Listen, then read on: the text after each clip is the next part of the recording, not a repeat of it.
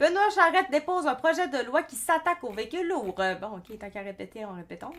Le ministre de l'Environnement, Benoît Charette, a déposé mercredi un projet de loi pour obliger les constructeurs à vendre des véhicules lourds zéro émission, à l'instar de ce qui existe déjà pour les manufactures de véhicules automobiles.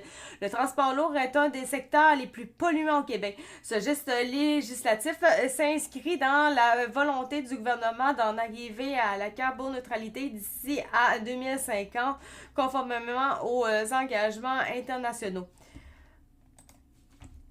Le projet de loi 81 prévoit des amendes pouvant aller jusqu'à 3 millions de dollars en cas de non-respect des règles. N'importe quel manufacturier qui vend ou loue plus de 50 véhicules lourds serait assujetti à la loi. Les autobus et les minibus ne sont pas visés par ce projet de loi.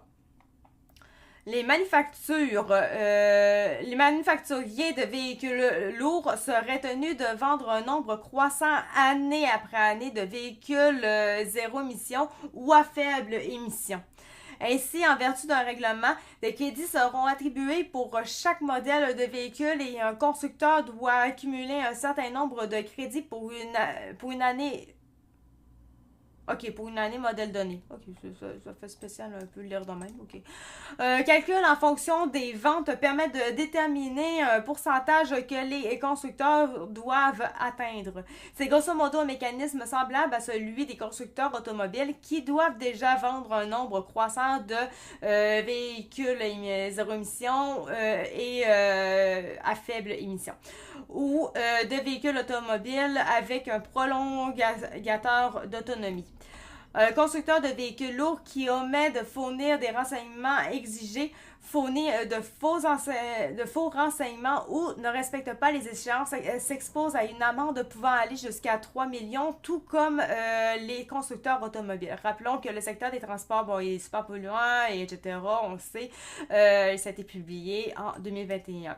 Le transport routier, excluant les autres types de transport, donc, représente 31% des émissions de GES du Québec, soit 24 millions de tonnes d'équivalent CO2. Pas moins de 6, excusez-moi. J'ai eu un virus dernièrement. C'est ça. ça fait spécial à l'écran. Je suis pas mal seule, mais c'est ça. J'étais comme poignée en dedans. Fallait me dépoigne. Pas moins de 6,72 millions de tonnes de GES étaient émises par les véhicules lourds, soit une hausse de 2,5 millions de tonnes par rapport à l'année de référence 1990.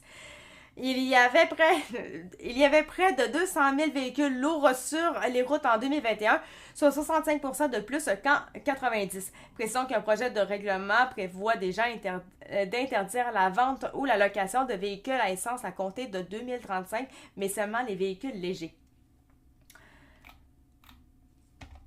Et, ben, qu'est-ce que je pourrais dire là-dessus à part dire que finalement... Parce que c'est de la guerre encore. C'est pour faire suer encore, tout simplement. C'est sûr qu'il va y avoir des amendes par rapport à ça, parce qu'ils arriveront tout simplement pas. On sait très bien qu'ils arriveront pas à tout changer ça. Fait, ils vont en vendre encore plus pareil. La guerre à l'auto, la guerre au camion. Voilà. Il n'y a pas grand chose de plus à dire que ça, personnellement.